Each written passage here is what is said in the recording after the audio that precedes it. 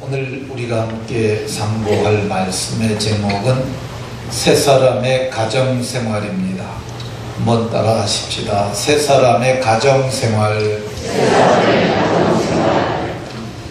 이렇게 옆 사람과 서로 인사하면서 복을 누려줍니다. 세 사람이 되었으니 성경적 가정생활을 합시다.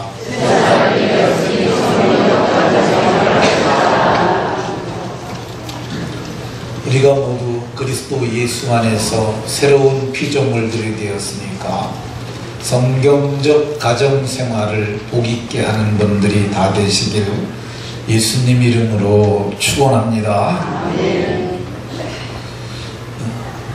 세상에 사는 사람들을 크게 보면 두 종류로 구분할 수 있습니다. 하나는 믿지 않는 사람들, 하나는 믿는 사람들입니다. 진짜 예수님을 믿는 사람들을 성경은 거듭난 사람이라고 말합니다. 이 거듭났다는 말이 거듭 태어났다는 말입니다. 다시 한번 출생한 것을 말하는데 몸이 엄마 뱃속에서 들어갔다 나왔다는 말이 아니라 영적인 출생을 했는데 그 영적 출생은 하나님의 말씀으로 말미암아서 말씀으로 다시 한번 태어난 것을 말합니다. 이렇게 거듭난 사람들을 성경은 새 사람이라고 말합니다. 이 새 사람은 겉이 새것이 되었다는 말이 아니라 속 사람이 새것이 되었는데 좀 어려운 말이긴 한데 의와 진리와 거룩함으로 새롭게 지으심을 받은 사람들이에요. 의와 진리와 거룩함으로 새롭게 지음을 받은 이 새 사람들은 세상 사람들과 사는 방식이 달라져야 합니다. 세상 사람들은 사는 방법은 이 세상에서 자기 생각대로, 그를 소견대로라고 얘기를 하는데 자기 생각대로 그렇게 살아갑니다. 우리도 믿기 전에는 썩어져가는 구습을 쫓는 옛사람이 옛날에 그렇게 살았었어요. 그런데 이제는 새 사람이 되었으니까 이제는 옛사람 아니고 내 인생의 위대한 분기점을 지나서 내가 새 사람이 되었으니까 이 옛사람을 벗어버리고 새 사람답게 살아야 할 줄로 믿으시기 바랍니다. 그럼 먼저 새 사람이 어떤 사람인가? 오늘 우리가 골로새서 3장 보고 있는데 10절에 보면 이 새 사람의 정체에 대해서 말을 합니다. 새 사람을 입었으니 내 정체를 보는 거야. 오늘 제가 말할 때 여러분들이 이 말씀이 내게 이루어졌나? 나는 과연 새 사람인가? 이거를 좀 살펴봐야 합니다. 아직 새 사람이 아니라면은 하나님의 아들 예수 그리스도를 진짜 마음으로 믿고 그리고 믿음으로 고백하고 그분을 주로 맞아들이게 되면은 이 심령부터 새 사람이 돼서 놀라운 영적 변화가 일어나는데 오늘이 그날이 되길 예수님 이름으로 축원합니다. 이 새 사람은 새 생명을 가진 사람이라고 말해요. 새 생명. 이 생명이 우리 속에 새로 들어오는 거야. 근데 이 생명이 어디에 있느냐? 성경은 생명이 피에 있다고 말해요. 이 생명이 피에 있어서 피가 죄를 없애버리는 거야. 그러니까 죄인들은 새 생명을 가질 수 없어요. 그 사람들은 영생하지 못하고 영벌합니다. 근데 새 생명, 이 새 생명이 우리에게 들어오게 되면 우리가 영생하는 자가 되는데 그 새 생명이 누구로 도는 생명이냐? 예수의 피로 말미암아 오는 생명이에요. 그래서 그 아들 예수의 피가 우리를 모든 죄에서 깨끗하게 하고 그 아들 예수가 하나님의 아들이잖아요. 하나님이 영생하시는 하나님이에요. 아드님도 영생하시는 분이에요. 그분의 피도 영생하는 피인데 그 피가 우리 속에 들어오게 되면 우리도 새 생명을 가진 자가 되는 거야. 성경은 우리가 핏부림을 얻기 위하여 택하심을 받은 자들이라고 얘기를 하고, 그 피가 예수님 믿을 때 우리 마음속에 뿌려지는 거야. 그 피가 마음에 뿌림을 받게 되게 되면 우리가 악한 양심으로부터 벗어나고 세례를 통하여 온전한 믿음을 얻게 되는데, 이렇게 예수님 믿게 돼서 새 생명 가진 사람들을 향하여 예수님은 영생을 가진 자들이라 이렇게 말합니다. 영생을 가졌고 가질 것 아니에요. 이미 영생이 우리에게 와 있어요. 그래서 이 영생을 가진 자들, 새 사람들이고 새 생명을 가진 자들이 곧 새 사람인 줄로 믿으시기 바랍니다. 두 번째, 이 새 사람은 어떤 사람들이냐? 마음이 바뀌어야 돼요. 마음이. 근데 우리 마음이 태어날 때부터 가지고 있는 생내적 마음을 가지고 있어요. 근데 이 마음이 바뀌어질 수 있다고 에스겔 선지자를 통하여 하나님께서 말씀하셨어요.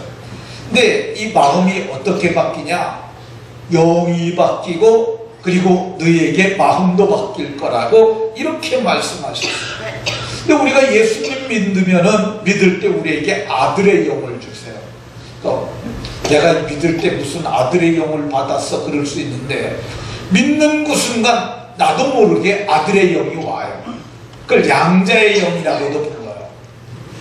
그래서 이거 받으면 하나님을 아버지라고 부르게 되는데, 하나님을 아버지라고 부르는 그 순간 내 마음에 변화가 오기 시작합니다. 마음이 변하게 되는데, 그때 우리에게 들어오는 마음이 예수님의 말씀이에요. 마음이에요. 그래서 너희는 이 마음을 품으라. 곧 예수 그리스도의 마음이라고 말하는데, 새 마음으로 마음이 바뀐 사람들, 이 사람들이 새 사람들이에요. 이 새 사람은 어떤 사람들이냐? 새 생명이 들어왔어요. 새 마음을 가졌어요. 이제는 하나님의 아들이니까 성품이 바뀌기 시작하는 거야. 이 자식이 아버지를 닮지 않습니까? 근데 이건 육체는 옛 본성을 따라 살아요. 근데 우리에게 들어오는 이 새 성품이 있는데, 그게 하나님 아버지의 성품이에요. 이 하나님은 내가 거룩하다고 말씀하셨어요. 그러니까 너희도 거룩하라고 하나님께서 그렇게 선지자들에게 말씀하시고 백성들에게 말하라고 말씀하셨어요. 베드로 사도도 너희가 이제 거룩해진다고 말씀하세요. 왜 그러냐면 하나님을 아버지라고 부르는 자들이 됐으니까 너희가 거룩해져야 한다고 말씀하세요. 근데 사실 우리는 이미 거룩해졌어요. 이 거룩이라는 말이 어떤 말이냐면 문자적으로는 따로 논다는 뜻이에요. 우리가 11조를 따로 떼잖아요. 이게 거룩한 거야. 우리가 이미 세상에 살고 있음에도 불구하고 주일날이면 이렇게 교회라는 공동체로 모였잖아요. 이게 거룩한 공동체야. 이미 거룩해진 거야. 그러나 아직 온전히 거룩하지는 못해요. 이미 거룩해졌지만 아직 거룩하지는 못합니다. 그러니까 이미 우리는 예수의 피로 마음의 뿌림을 받아서 우리는 거룩해졌음에도 불구하고 아직 온전하지는 못해요. 그래서 구원은 담회적 사건이에요. 예수님 믿으면 구원 바로 받습니다. 오래 걸리는 거 아니야. 믿는 그 순간 예수의 생명, 아들의 영이 들어오고, 그래서 우리는 구원받아서 하나님을 아버지라고 부르는데, 이 거룩해져 가는 거는 점진적으로 이루어지는 거야.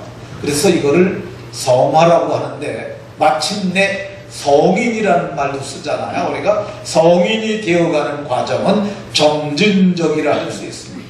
이게 점점 거룩해져 가는 사람, 저 사람 옛날에 술 처먹고 개판이더니 사람 됐어. 교회 다니더니 사람 됐어. 그 사람 집사 됐대. 이제 그 교회에서 장로로 세웠대. 말도 얼마나 점잖게 하는지 몰라.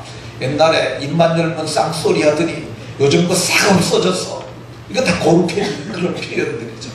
여러분들에게 새 사람이 됐으니 거룩해져가는 은혜가 있으시길 예수님 이름으로 축원합니다. 이 새 사람은 어떻게 바뀌어지느냐? 지식에까지 새롭게 되면 이 사람이 정말 새 사람 된 사람이라고 얘기를 해요.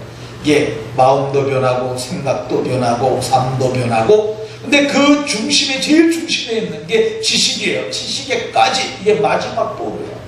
이게 지식은 모든 것을 판단할 수 있는 근거가 지식이에요. 우리가 모든 지식을 갖고 있잖아요. 근데 지식이, 새 지식을 갖게 되면은, 그러면 관점이 달라져요. 이 창조론자들은 창조적 관점에서 세상을 봅니다. 진화론자들은 진화론적 관점에서 세상을 봐요. 공산주의자들은 공산주의적 관점에서 봐요. 유물론자들은 유물론적 관점에서 봅니다. 그러니까 뭐가 들어가 있느냐가 중요한데, 우리가 하나님의 시로 거듭나게 되면 이게 흉천의 변화가 오기 시작하는데, 하나님의 말씀이 그게 이해가 되는 거야. 신비해요. 제가 전에 예비군 훈련 갔을 때 제 친구가 성경책을 가지고 와서 제가 그걸 좀 빌려달라고 그랬어요. 그 친구는 갖고 오기만 했지 안 보더라. 그래서 제가 그걸 봤어요. 예비군 훈련 옛날에 3박 4일 정도 하고 어떤 데 일주일 했는데, 그래서 그걸 봤는데 도무지 모르겠더라고요. 이게 도대체 무슨 말인지.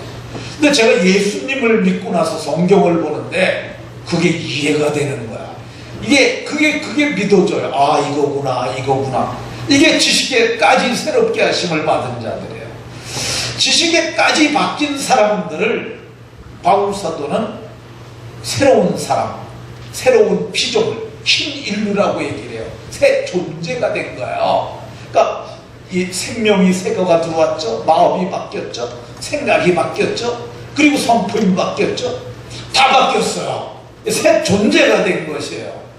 그러니까 이 새 존재, 새로운 피조물은 땅에 살지만 하늘의 시민권을 가지고, 땅에 살지만 천국을 소망하며 그분을 아버지라고 살아가는 사람들, 그러니까 삶이 바뀌어야 될 줄로 믿으시기 바랍니다.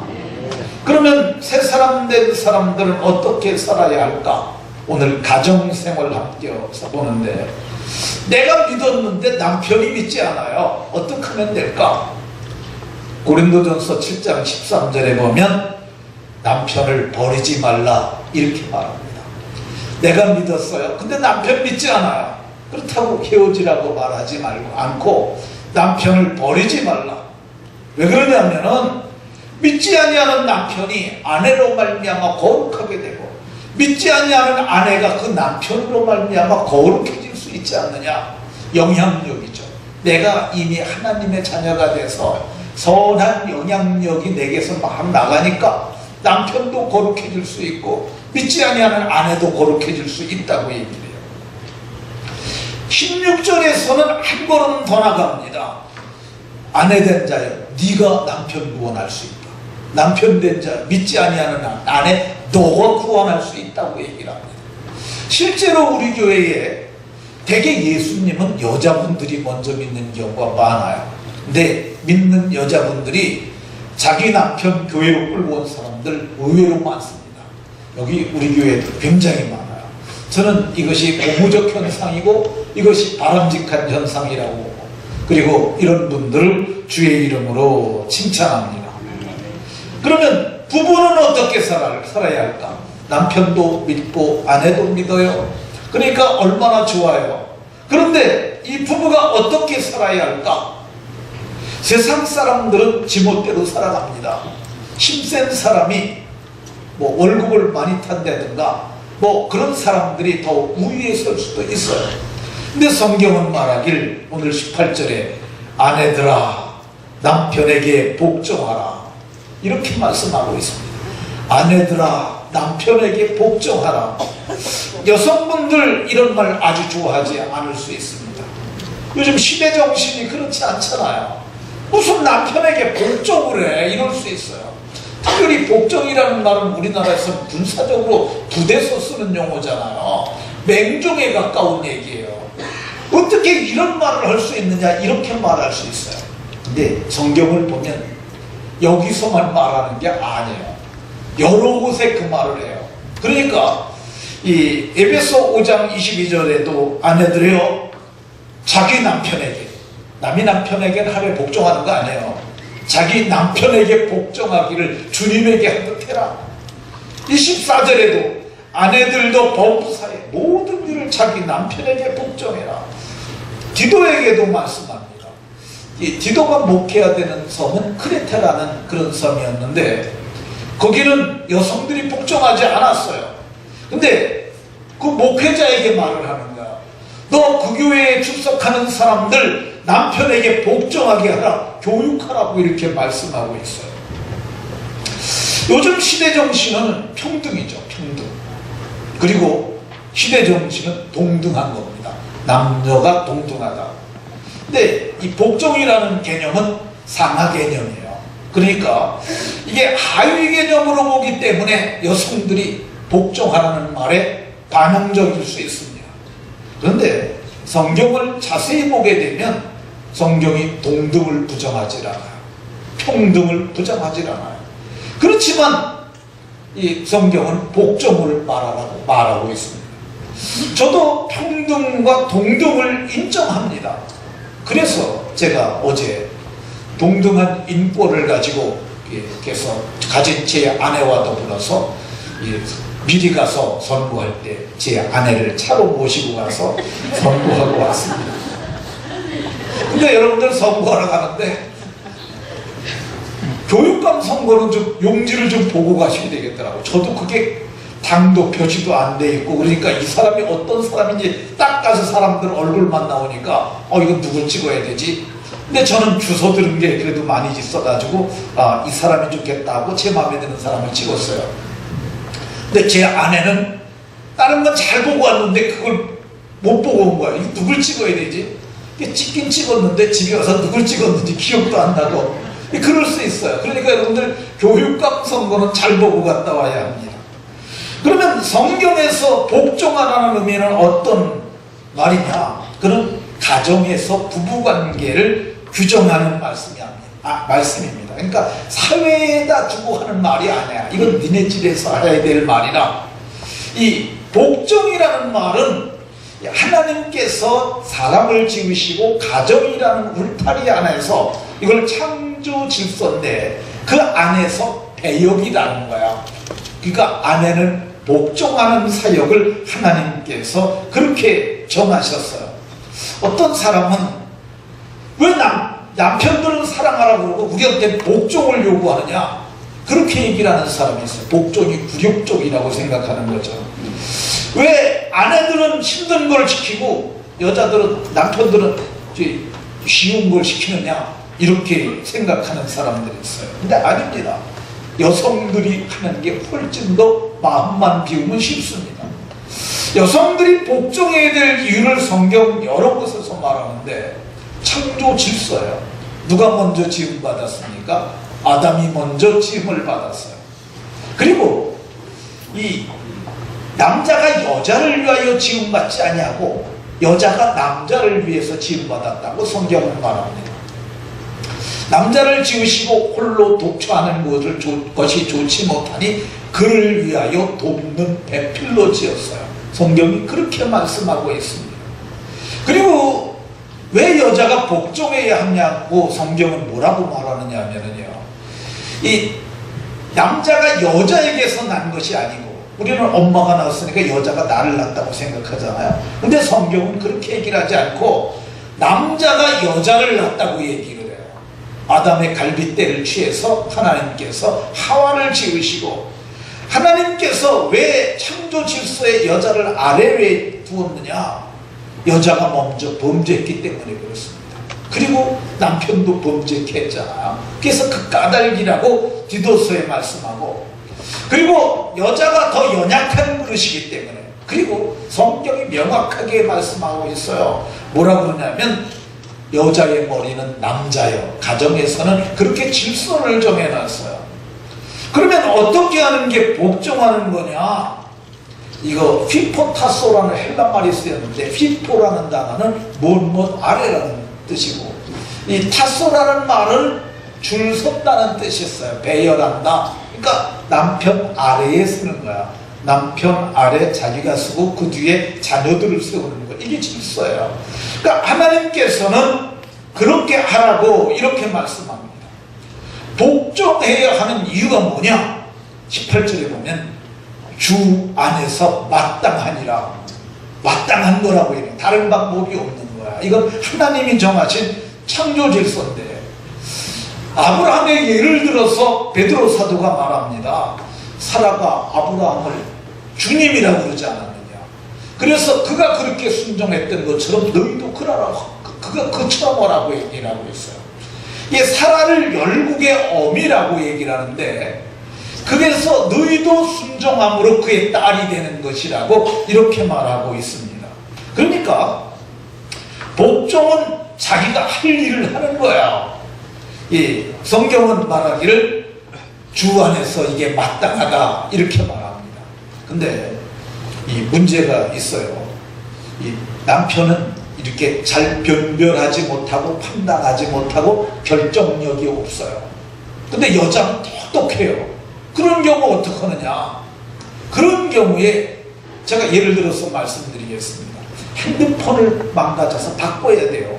근데 남자는 어떤 걸 바꿔야 되는지 잘 몰라요. 그러면 여자가 자기는 핸드폰에 대한 이해가 많아. 여보, 우리나라에는 이 삼성도 있고 LG도 있고 이런 데서 핸드폰을 만드는데 핸드폰 중에는 어떤 기능이 있는데 당신에게 필요한 것은 이거로 나는 생각이 돼요. 당신 이거 어때요? 이렇게 물어보면 이거는 여자가 훌륭한 거야.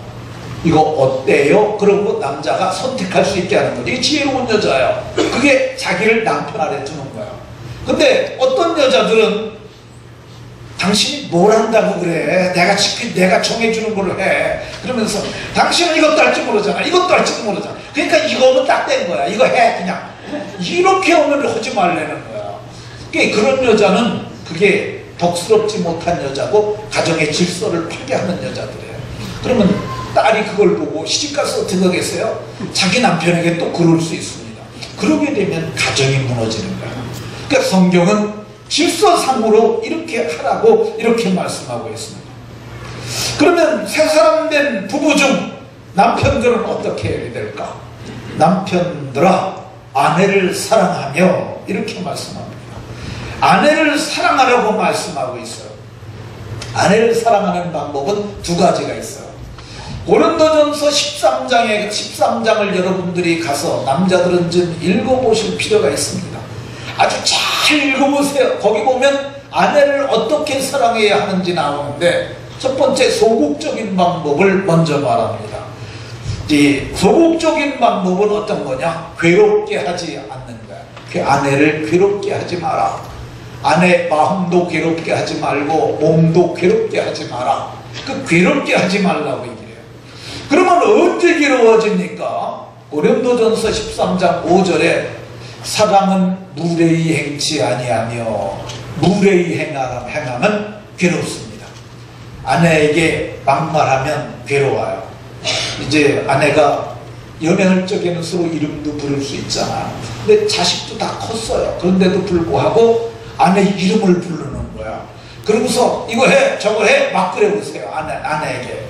그러면 여자가 겉에서는 할지 모르지만 돌아서 갖고 주댕이를 막 그러지 않겠어요. 속으로 내가 나이가 몇인데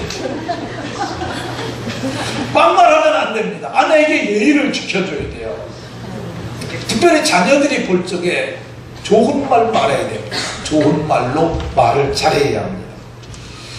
성경은 자기의 유익을 구하지 않는 거라고 얘기를 해요. 사랑은 어떤 거냐? 나만 생각하면 안 돼요. 나보다 아내를 먼저 생각하라는 거야.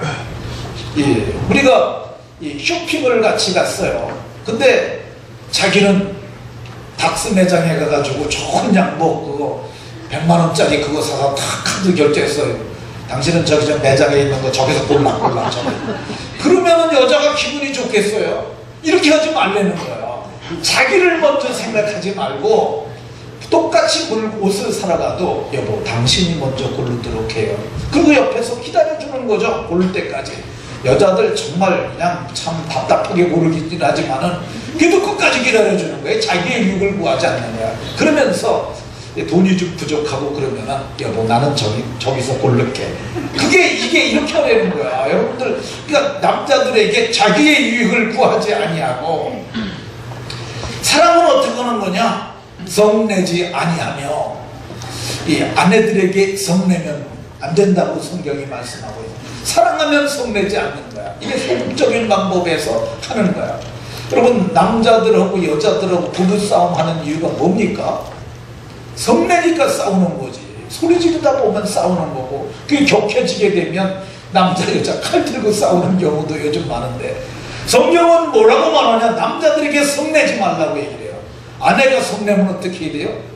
맞불을 질러야 되겠습니까?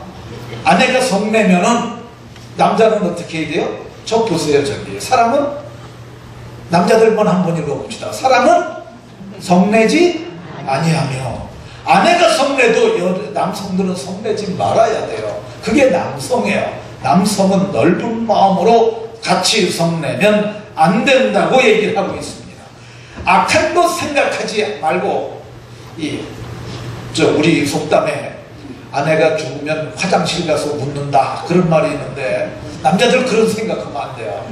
제가 살아보니까 지금 하나님이 짝져준 아내가 제일이더라고요. 여러분들 아내를 어떻게 하면 좋게 할까 이 생각해야 돼요. 성경은 아내를 괴롭게 하지 말라고 얘기를 합니다. 아내는 어떤 그릇이에요? 연약한 그릇이요. 아내는 연약한 그릇이라고 얘기를 해요. 이게 지식이에요. 아내에 대한 인식을 바꿔야 돼요. 지식을 따라 동거라고 그러는데 아내는 약한 그릇이라는 생각을 들어야 돼요. 그래서 이 아내에게 무거운 것을 짐지우게 하는 것은 남자가 할 일이 아니야. 그는 무식한 사람이야. 지식이 없다고 저기 그러잖아요. 지식을 따라 동거라고 그러는데 무식하면 아내에게 무거운 짐을 지어요. 요즘 우리가 이제 자동차로 물건들 많이 사갖고 오잖아. 쇼핑하고 오게 되면 그 짐 들고 갈 때 보면 어떤 가정을 보면 남자가 가벼운 거 들고 슬렁슬렁 가고 여자는 무거운 걸 들고 낑낑 가는 가정이 있는데 이런 사람들은 이게 무식한 사람들이에요. 성경이 그러잖아요. 지식을 따라 동거하고 연약한 그릇이라는 걸 인식하지 못해서 그런 거라고 얘기를 해요. 남자들이 무거운 걸 들고 무거운 짐을 져야 하는 줄로 깨달으시기 바랍니다. 요즘은 남자 여자 맞벌이 하는 경우 많잖아요. 근데 맞벌이 하는 경우는 이게 집이 와서 가사도 분담하는 게 맞아요. 이게 똑같이 이러고 왔는데 여성들에게만 다 시키는 것은 옳지 않습니다. 근데 그러나 반면에 남성은 외부에 나가서 일 열심히 하고 여성은 가사만 해요. 그런 경우는 남자가 집에 오면 쉬게 해줘야 된다고 생각을 해요. 그래서 저는 집에 오면 쉽니다. 제 아내는 아무래도 저보다 일을 그런 면에 들어가니까 근데 제가 이게 생각으로 많이 하니까 이게 생각도 고된 노동 중에 하나예요. 그렇기 때문에 제가 그런데 저도 그래서 요즘은 가사도 분담을 해서 라면도 끓여 먹기도 하고 제가 이것저것 하기도 합니다.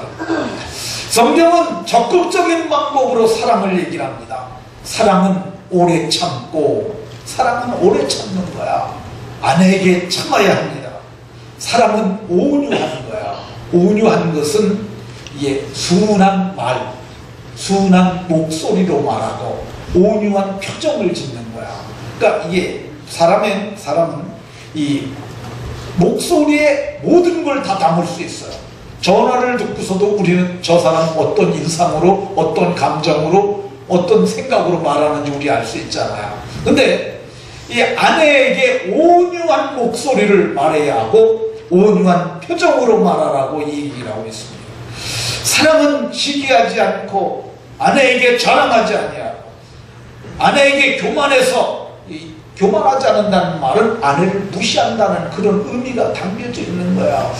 아내를 무시하면은 성경은 자기를 무시하는 것과 같다고 얘기를 해요. 성경은 모든 것을 참고 믿고 바라며 견디는 것이라고 얘기를 합니다. 사랑은 아내를 사랑하는 것은 귀히 여기는 것이라고 이렇게 말을 해요. 어떤 아내가 남편에게 좀 인정받고 싶어서 남편에게 이런 말을 했다고 합니다. 여보, 나처럼 얼굴도 되고 나처럼 몸매도 되고 이런 사람이 일도 잘하면 뭐라고 하지요? 사자성어로. 근데 그 답은 금상첨화예요. 그래서 금상첨화라는 말을 기대하면서 그랬는데 남편이 한참 있다가 자화자찬 이렇게 얘기했다. 그 여자가 기분이 좋겠어요. 그래도 좋은 대답을 기다리면서 화가 막 올라왔는데 아니 그거 말고 다른 말이 있는데 잘 생각해봐 했더니 과대망상. 그 여자가 화가 이만까지 올라왔어요. 화가 나는데 더 한번 자꾸 한 번만 더 들어보자 그래서 금자 들어가는데 금자 잘 생각해봐 그랬더니 금시초문. 이 여자가 그렇게 되면 기분이 좋겠어요. 성경은 뭐라고 얘기를 하냐면 여자를 알아주라고 얘기를 합니다. 여자를 알아줘라. 베드로 사도가 생명의 은혜를 함께 이어받을 자로 알아서 귀하게 여기라는 거야. 아내를 천하게 여기지 말고 귀하게 여기라는 거야. 아내가 지금 원래 하나님이 정하신 게 몇 명입니까? 한 명이잖아. 한 명. 하나밖에 없어요. 유일무이한 존재니까 그를 생명의 은혜를 함께 이어받을 자로 알아서 귀하게 여겨주라고 이렇게 말씀하고 있습니다. 그러니까 한 몸이라는 인식을 가지고 귀하게 여겨라 성경이 말씀하고 있습니다.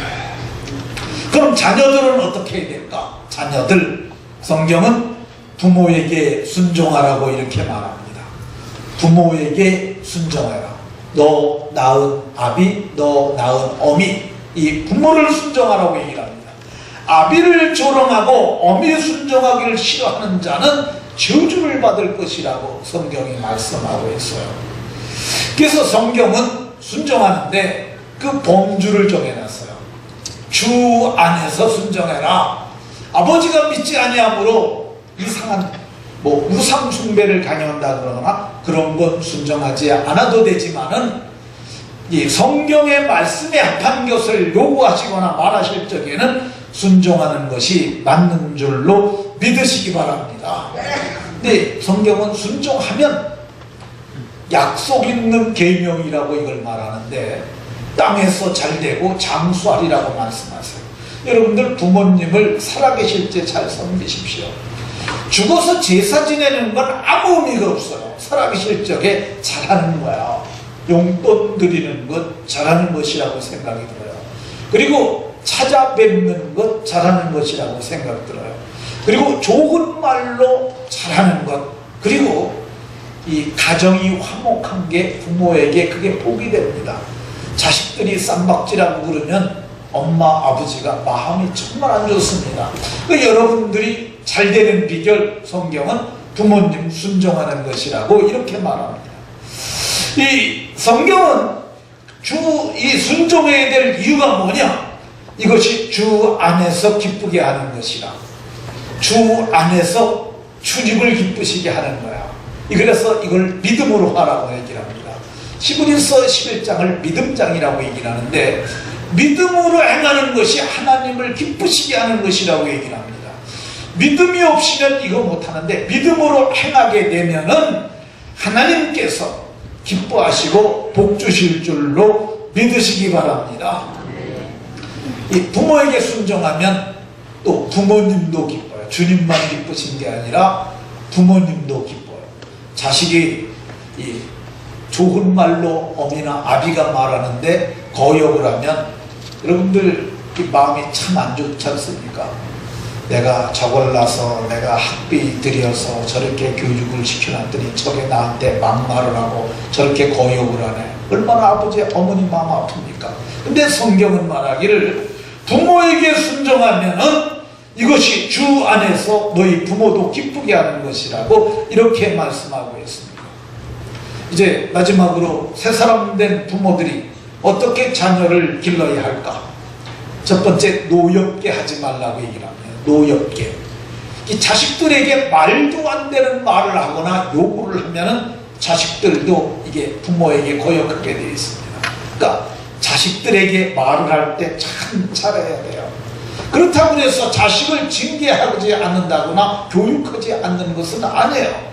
성경은 채찍과 꾸지람은 지혜를 주고 오늘 임의로 하게 내버려둔 자식은 어미를 욕되게 한다고 얘기를 합니다. 근데 교육을 할 적에 잘해야 돼요.